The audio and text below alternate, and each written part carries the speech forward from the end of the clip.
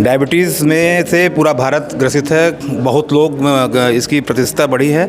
इस तमाम मुद्दों पे बात करने के लिए हमारे साथ डॉक्टर आशुतोष मिश्रा जी हैं और डॉक्टर पल्लवी मिश्रा जी, जो कि ऑर्गेनाइजिंग चेयरमैन भी हैं। इन लोगों से हम बात करेंगे और जानेंगे कि शुगर की समस्या और इससे निजात कैसे मिले, क्या करना चाहिए। पहले शुगर के जो पेशेंट है ये क्यों बढ़ रहा है? देखिए, चाइना के बाद भारत दूसरे नंबर पे आ गया। देखिए, ये जो हम लोग कॉन्फ्रेंस कर रहे हैं इसका नाम है कार्डायपकॉन, कार्डियो डायबिटीज़ रीनल इशू पे डील करने वाली कॉन्फ्रेंस, जो कि हम लोग पिछले 14 साल से कर रहे हैं। और हम लोग को कहते हुए गर्व हो रहा है कि हम लोग पूरे विश्व के दूसरी या तीसरी ऐसी सोसाइटी हैं और भारतवर्ष की पहली जो शुगर, हार्ट और गुर्दे को इंटीग्रेट करने वाली कॉन्फ्रेंस के रूप में उभरे हैं। अब आते हैं इनके क्वेश्चन पे कि क्यों हम लोग डायबिटीज़ में आगे बढ़ते जा रहे हैं। हम लोग चाइना के बाद नंबर 2 पे आ गए और शायद आगे चल के नंबर 1 पे आ जाएंगे। और ये एक क्योंकि बीमारी है, डायबिटीज़ एक वैस्कुलर डिजीज़ है, खून की नलियों की बीमारी है जो कि कई अंगों को अफेक्ट करती है। और इसीलिए हम लोग ने कॉन्फ्रेंस को कार्डियो डायबिटीज़ रीनल का रूप दिया है। तो इसकी समझ ही नहीं है लोगों में। एक्चुअली इसका जो नाम है, नामकरण हुआ है डायबिटीज़ का, मधुमेह का, शुगर से, चीनी से, ये गलत हुआ है। और ये एक ऐसी बीमारी है जो कि खून की नलियों को अफेक्ट करती है और अल्टीमेटली इसमें चीनी की मात्रा शरीर में बढ़ जाती है और इसीलिए हम लोग इसको डायबिटीज़ के नाम से चीनी ज़्यादा खाने से तो होता है ना डायबिटीज़? मैं वही बताने की कोशिश कर रही हूँ। देखिए, मैं एक हार्ट स्पेशलिस्ट हूँ और मैं डायबिटीज़ में हार्ट को बचाने वाला रास्ता खोजती हूँ। जो डायबिटीज़ के स्पेशलिस्ट हैं, डॉक्टर आशुतोष हमारे साथ हैं, उनसे ये प्रश्न करना ज़्यादा अच्छा होगा और उनका जवाब देना ज़्यादा अच्छा। तो सर, भारत में जिस तरह से ये समस्या हो रही है, इससे कैसे टैकल किया जाए? देखिए, ऐसा है कि सबसे पहले तो घबराने की बात नहीं है, बेसिक्स को करेक्ट करते हैं। एक बड़ी समस्या का समाधान हमेशा छोटी छोटी चीज़ों में छुपा होता है। डिसिप्लिन्ड लाइफ एक सबसे इम्पॉर्टेंट बात है।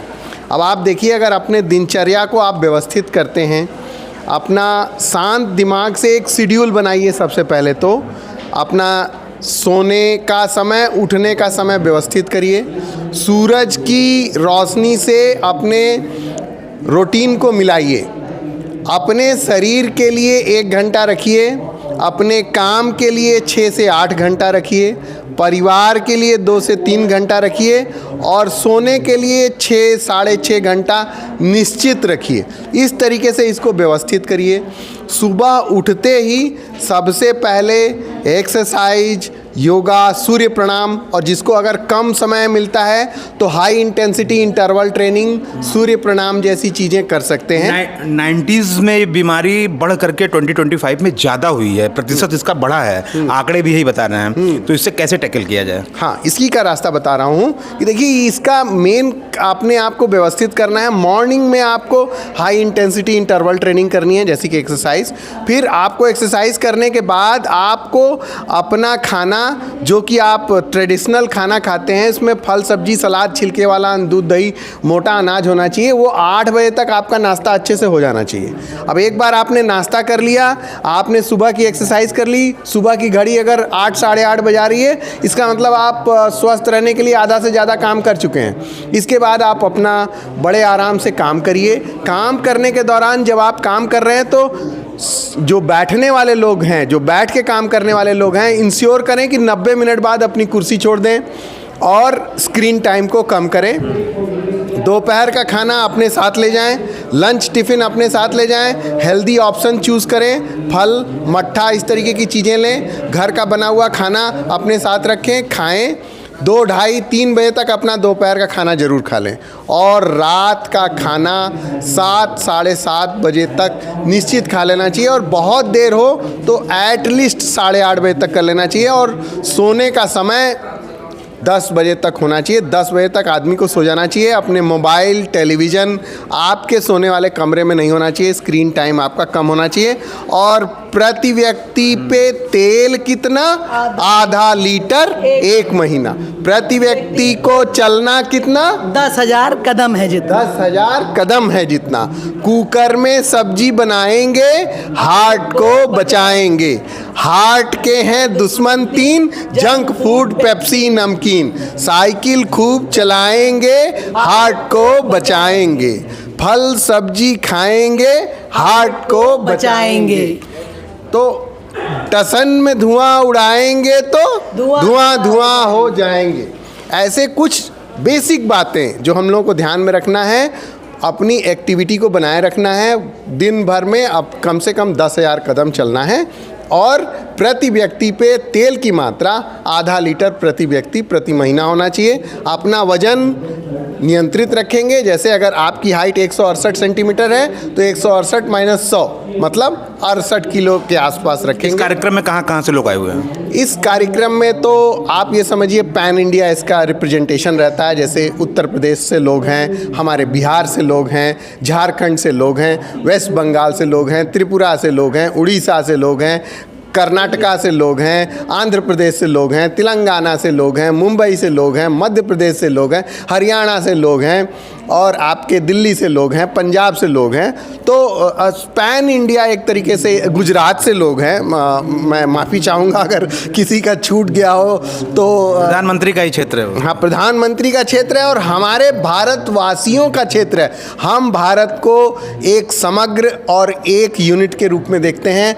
और ये ब्यूटी है कि देखिए अब डॉक्टर मुरलीधरन जो तमिलनाडु से आए थे वो अवेयरनेस की बात कर रहे थे और हमारे बच्चों को इंसुलिन सिखा के गए हैं। तो कितनी बढ़िया बात है। उसके विषय में कुछ बताइए, क्योंकि उस कार्यक्रम में उपस्थित नहीं था। उसके विषय में भी कुछ बताइए। बात यह है कि जैसे हम लोग तो कह देते हैं कि भाई इंसुलिन देना है और किसी ने इंसुलिन प्रिस्क्राइब कर दिया और किसी ने ले लिया, लेकिन इस लिखने और प्रिस्क्राइब होने तक मरीज तक पहुंचने में कम से कम 24 गलतियां होने के चांस रहते हैं। 24 स्टेप पे फॉल्ट होती है और वो सारी फॉल्ट अगर आपने चेक नहीं की तो आप डोज बढ़ाते रहेंगे, मरीज को हाइपर होती रहेगी तो मरीज का तो नुकसान हो जाएगा। तो इस छोटी छोटी बातें जो हमारे इतने एक्सपर्ट लोग जो इस विधा में माहिर हैं, आपके यहाँ प्रधानमंत्री के संसदीय क्षेत्र में आकर बच्चों को सिखा के जा रहे हैं। आप सोचिए इसका सोसाइटी का कितना बड़ा लाभ होने वाला है। तो ये बहुत महत्वपूर्ण बात है। जब हम लोग ज़्यादा ऐसे व्यक्तियों से बात करते हैं जो अपने एरिया में एक्सपर्ट होते हैं तो हम हमेशा कुछ सीखते हैं। जो पीड़ित हैं मैम, उन्हें क्या सजेशन देंगे, क्या सुझाव देंगे? देखिए, एक 2 स्टेप हैं, जैसा कि आप खुद ही प्रश्न कर रहे हैं, आपके प्रश्न से जाहिर है। एक है प्रिवेंशन। तो हम लोग पहले कोशिश करते हैं कि प्रॉब्लम हो ना, तो ये जितने फार्मूले बताए जा रहे हैं ये सब प्रिवेंशन के लिए बताए जा रहे हैं, ताकि जैसा कि आप कह रहे थे कि हम लोग चाइना के बाद है, नंबर 2 है और हम लोग कहीं नंबर 1 ना हो जाए इस डर में है।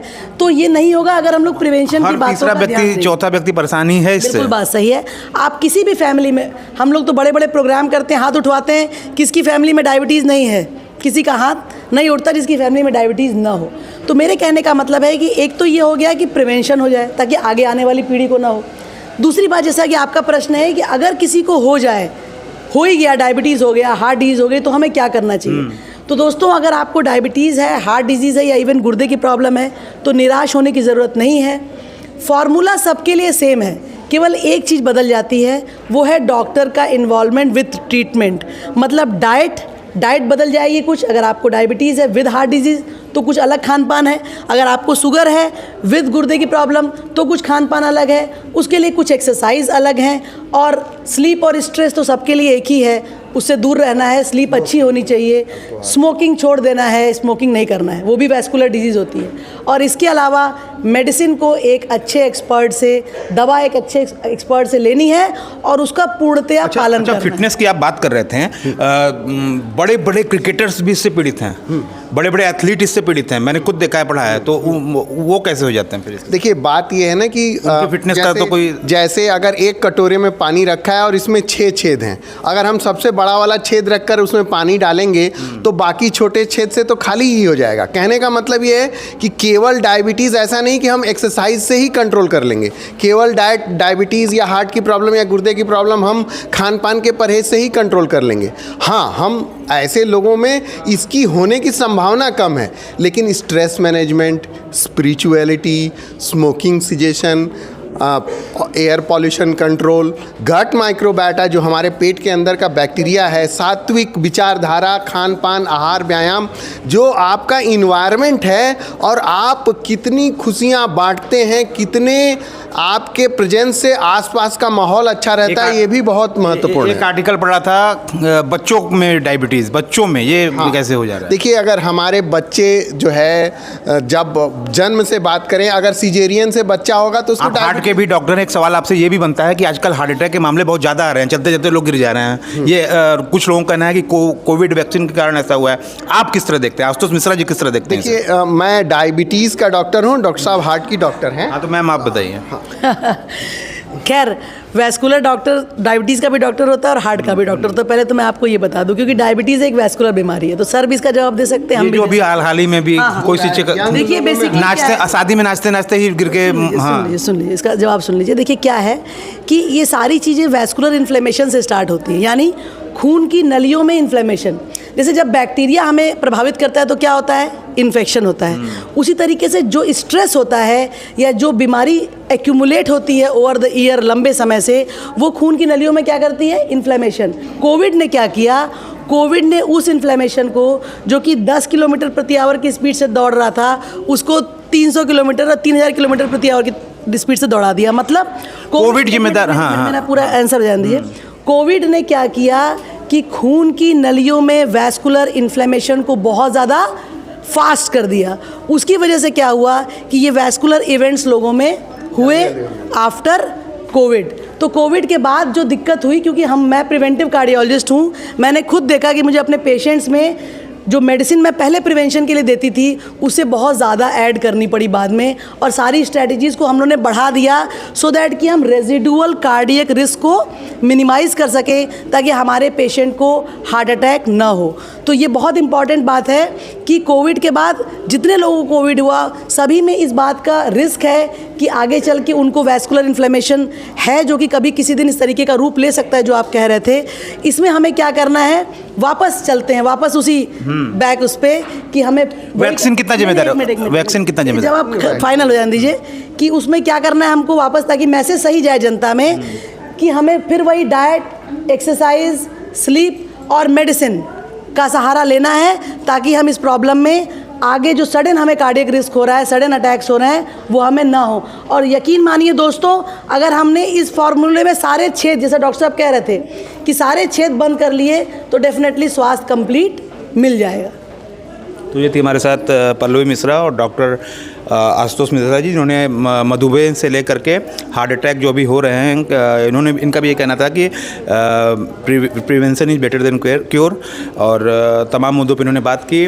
और हमारे चैनल के माध्यम से इन्होंने हार्ट अटैक जो कोविड के बाद से जो हो रहा है उसके बारे में के आखिरी सवाल मैं आपसे लेना चाहता हूँ। जो लगातार कमेंट बॉक्स में लगातार हमले होते हैं, वैक्सीन को भी जिम्मेदार ठहराया गया है, इस पर आप क्या कहेंगे? क्या वैक्सीन जिम्मेदार है? क्योंकि हर जगह सोशल मीडिया पे ये ट्रेंड कर रहा है। ये आखिरी सवाल है। देखिए, वैक्सीन कितनी जिम्मेदार है? हाँ, मैं वही बता रहा हूँ। देखिए, इस बात को समझने के लिए हम लोगों को ये समझना पड़ेगा कि हम कैसे निष्कर्ष निकालते हैं कि फलां चीज़ जिम्मेदार है कि फलां चीज़ जिम्मेदार नहीं है।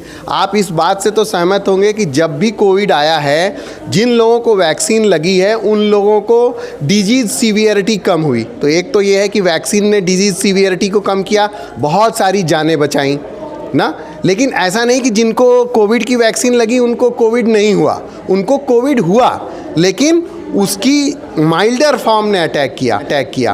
अब अगर हम ये देखें कि हार्ट अटैक के इंसिडेंट्स हो रहे हैं, उनमें से कितने लोगों को वैक्सीन लगी, कितने लोगों को नहीं लगी, तो हम इसमें फिर हार्ट अटैक के इंसिडेंट्स में अगर आप किसी भी तरीके से नहीं पता लगा सकते हैं कि वो कोविड वाला वायरस रिस्पॉन्सिबल हुआ कि ये इम्यूनोजेनिक वाला ये रिस्पॉन्सिबल हुआ, तो ये बेसिक जो प्रश्न है ये मिसिंग है इसमें से। आप सब लोगों को ये जानना चाहिए कि कोई भी वैस्कुलर बीमारी जब आई है उसमें वैक्सीन भी लगी है और वायरस भी आपको हुआ है, तो जब दो चीज़ें एक साथ अकरेंस हो रही हैं तो आप इसको डिफ्रेंशिएट नहीं कर सकते। इसलिए वैक्सीन को ब्लेम करना एक बहुत ही सुपरफिशियल नज़रिया है इसको इंटरप्रेटेट करने का, क्योंकि आपने वैक्सीन रिलेटेड एंटीबॉडी और वायरस रिलेटेड एंटीबॉडी को डिफ्रेंशिएट नहीं किया है। दोनों इन्फ्लेमेशन का कारण हो सकती हैं। इसके बारे में और अच्छे स्टैटिस्टिकल मॉडल और इस अच्छे शोध की ज़रूरत है। हाँ, एक बात से किसी को भी शंका नहीं होनी चाहिए कि वैक्सीन ने ढेर सारी जानें बचाई। जब लोग मर रहे थे, जब लोग अस्पताल में जगह नहीं थी, बहुत सारा लोड वैक्सीन ने कम किया है। तो ये पीछे से आदमी बहुत बुद्धिमान हो सकता है कि अरे 100 साल पहले अगर टायर होता तो अच्छा होता, 100 साल पहले अगर ड्रोन होते तो अच्छा होता। ये बड़ी बात हो सकती है, आप पीछे जाके बुद्धिमान हो सकते हैं, लेकिन समझदार आदमी वही है जो रियल टाइम में जैसे जैसी चीज़ें होती रहें उसके हिसाब से डिसीजन लेता है, और समाज के हित में अगर वैक्सीन है तो मेरा ये मानना है कि vaccine has done more than it is required. मैं 100 में से इसको 99 पैसा देता हूँ। तो ये थे हमारे साथ डॉक्टर आशुतोष मिश्रा जी, जो कि पैनेसिया हॉस्पिटल के चेयरमैन हैं, और मैम डॉक्टर पल्लवी मिश्रा जी थे। इन्होंने लगातार जागरूकता पर इनका